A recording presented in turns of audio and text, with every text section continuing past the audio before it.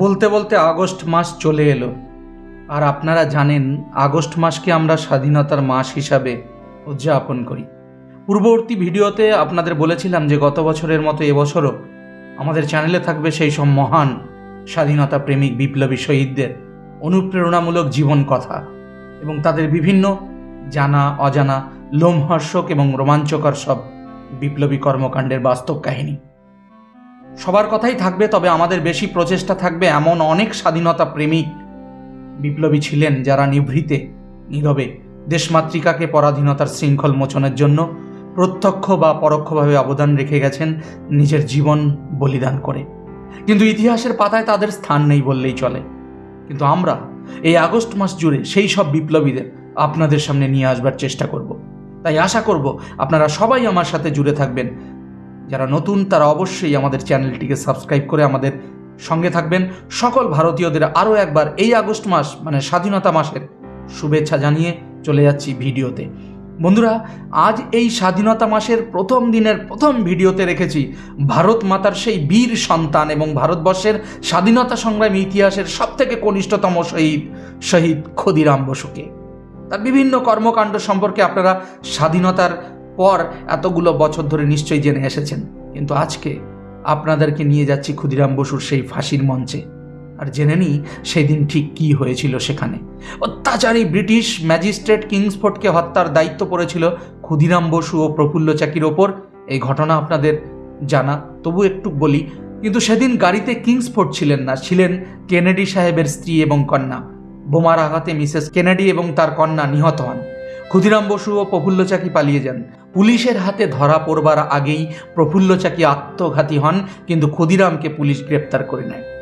দীর্ঘদিন বিচারের পর ক্ষুদিরাম বসুকে ফাঁসির সাজা শোনানো হয়। ফাঁসির দিনটি ছিল 1908 সালের 11ই আগস্ট। সারা দেশ সেদিন বেদনায় ভারাক্রান্ত, সমস্ত আয়োজন সম্পূর্ণ। ভোর 6টায় ক্ষুদিরামের ফাঁসি হয়। চারিদিকে সশস্ত্র পুলিশের প্রহরা। তিনি হাসি মুখে এগিয়ে চলেছেন ফাঁসির মঞ্চের দিকে, এক মুক্ত পুরুষের মতো এগিয়ে চলেছেন সেই 18 বছরের তরতাজা যুবকটি, যার মুখে এক ফোঁটাও মৃত্যু যন্ত্রণার ছাপ ছিল না। তিনি নিয়ে চলেছিলেন নিজেই তার সঙ্গীদের ফাঁসির মঞ্চের দিকে। উদ্দেশ্য হাসি মুখে মৃত্যুবরণের তেজ ও সাহস দিয়ে জাতির বিবেকে আলোড়ন তুলতে হবে। দেরি হলে যদি কোনো কারণে তার মৃত্যুদণ্ড বাতিল বা স্থগিত হয়ে যায় বা পিছিয়ে যায়, সেই ভয়ে তার যেন তর্স হয়েছিল না, অস্থির হয়ে উঠেছিলেন ফাঁসির মঞ্চে উঠবার জন্য। তাই নির্ভীক ক্ষুদিরাম ফাঁসির মঞ্চে উঠে সেদিন প্রশ্ন করেছিলেন, ফাঁসির দড়িতে কেন মোম লাগানো হয়? অত্যাচারী ব্রিটিশ শাসকের দম্ভচূর্ণ ও পরাস্ত হয়ে সেদিন যেন লুটিয়ে পড়েছিল সেই মৃত্যুঞ্জয়ী বীর ক্ষুদিরাম বসুর পদতলে।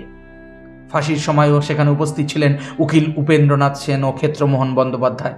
তারা ভোর 5টায় সৎকারের আবশ্যকরণীয় বস্ত্রাদি নিয়ে জেলের ফটকে উপস্থিত হন। বাইরের রাস্তা ছিল লোকে লোকারণ্য। দুটো খুঁটি আর একটা মোটা লোহার রড আড়াআড়িভাবে যুক্ত, তারই মাঝে বাঁধা মোটা একগাছি দড়ি ঝুলে আছে। দড়ির শেষ প্রান্তে একটি ফাঁস। ক্ষুদিরামকে ফাঁসির মঞ্চে আনা হলো। তার হাত দুটি পেছন দিকে এনে দড়ি দিয়ে বাঁধা হলো। একটা সবুজ রঙের পাতলুন টুপি তার গলা পর্যন্ত ঢেকে দিয়ে গলায় ফাঁসি লাগিয়ে দেওয়া হলো। ক্ষুদিরাম সোজা দাঁড়িয়ে থাকলেন। উডমান সাহেব ঘড়ি দেখে রুমাল উড়িয়ে দিলেন।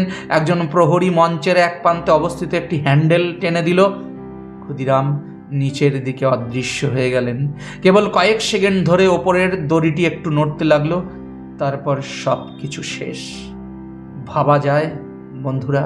একবার ভাবুন তো, আপনার আমার ঘরে 18 বছর বয়সের ছেলেরা হয় পড়াশোনা করছে, দৌড়াচ্ছে, লাফাচ্ছে, খেলছে, না হলে মোবাইলের কাছে নিজের জীবনটাকে হয়তো সঁপে দিয়েছে।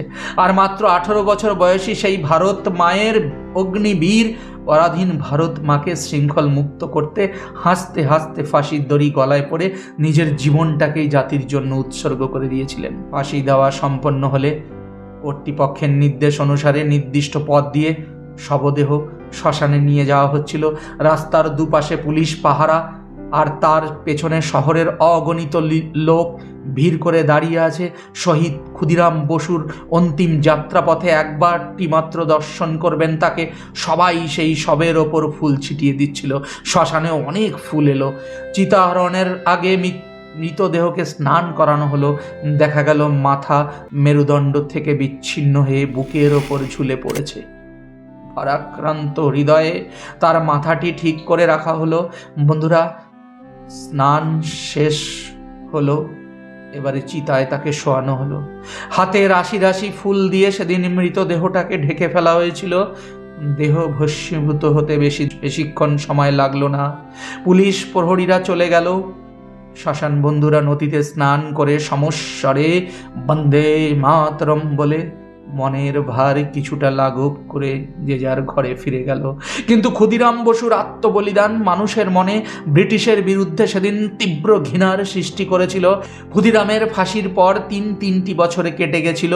1911 সালের 10ই আগস্ট কটকের র্যাভেনশা কলেজিয়েট স্কুলের এক ছাত্র তার বন্ধুদের বলেছিল, আগামীকাল 11ই আগস্ট বিদেশি শাসকদের ফাঁসির মঞ্চে ক্ষুদিরাম বসু আত্মহুতি দিয়েছিলেন। সুতরাং এটি আমাদের জাতীয় শোকের দিন।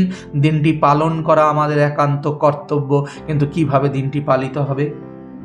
এরপর সে নিজেই প্রস্তাব দেয়, কাল আমরা সারা দিন অনশন করব। সকল ছাত্রছাত্রী রাজি হলেন। আবাসিক ছাত্ররা অনশনের মধ্যে দিয়ে ক্ষুদিরাম বসুকে স্মরণ ও শ্রদ্ধা জানালেন। সেই ছাত্রটি কে ছিলেন জানেন? যার নেতৃত্বে সেদিন সব ছাত্ররা অনশনের মাধ্যমে ক্ষুদিরাম বসুকে শ্রদ্ধা জানিয়েছিলেন।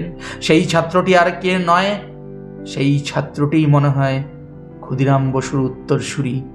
আমরা তাকে পেয়েছিলাম, সুভাষচন্দ্র বসুকে। ক্ষুদিরামের সেই নির্ভীক আত্মবলিদান সুভাষচন্দ্র ছাড়াও সর্বস্তরের মানুষকে অনুপ্রাণিত করেছিল। শ্যামাজি কৃষ্ণ বর্মা ক্ষুদিরামের নামে স্মৃতিচিহ্ন স্বরূপ বৃত্তির জন্য $150 দিয়েছিলেন। দেশের মানুষের কাছে ক্ষুদিরামের আত্মোদ্যানের তাৎপর্য ব্যাখ্যা করে চারণ কবি গেয়েছিলেন সেদিন, ক্ষুদি তোমার পায়ে নমস্কার, তোমার কাণ্ড দেখে ভণ্ডেরা সব করছে ভয়া হাহাকার, রাজার জাতির বুটের লাথি পড়ছে মাথায় দিবারাতি, তুমি ভাঙলে সেবুল জীবন দিয়ে দেশের লোকের সবাকার। ক্ষুদিরাম ছেলেবেলায় মাকে হারিয়েছিলেন, কিন্তু পেয়েছিলেন সারা দেশের মায়েদের। মায়ের স্নেহের ক্ষুধা তার মনে হয় যেন মেটেনি।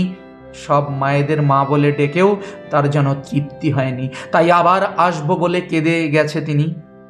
মায়ের সারা পায়নি, মারা তাকে কোলেও নেয়নি।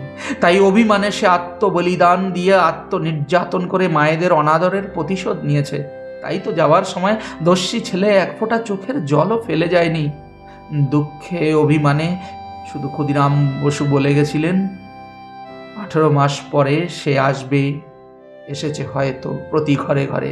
কিন্তু কত 18 মাস, 18 বছর তো কেটে গেল ভাই। সারা দাও না, সারা দাও হে ক্ষুদিরাম, জাগ্রত আত্মা, সারা দাও। এসো একবারটি দেখে যাও তোমার স্বপ্নের ভারতবর্ষকে, যে স্বপ্নে তুমি নিজের জীবন বলিদান করেছিলে। আদৌ কি সেই স্বপ্ন বাস্তবায়িত হয়েছে? আদৌ কি আমরা স্বাধীন হতে পেরেছি? জানি না আমরা কতটা স্বাধীন হয়েছি না হয়েছি, কিন্তু যখন তোমার সেই গানটা স্বাধীনতার মাসে বেজে ওঠে, একবার বিদায় দে মা ঘুরে আসি, হাসি হাসি পড়ব ফাঁসি, এই গানটি শুনে তখন মনে হয় তুমি যেন সত্যি আবার কোনো ফাঁসির মঞ্চে দাঁড়িয়ে নিজের কষ্টের গানটি গাইছো। বন্ধুরা, আজকে আমি খুব ইমোশনাল হয়ে পড়েছি। আশা করি আপনারাও নিশ্চয়ই ইমোশনাল হয়ে পড়বেন ক্ষুদিরাম বসুর সেই মর্মগাথা শুনে। সবাই ভালো থাকবেন। আজকে এখানেই শেষ করছি। সুস্থ থাকবেন। আগস্ট মাসে অবশ্যই আমাদের সঙ্গে থাকবেন। এরকম অনেক বিপ্লবীদের ভিডিও আমরা নিয়ে আসব। ভালো রাখবেন। জয় হিন্দ।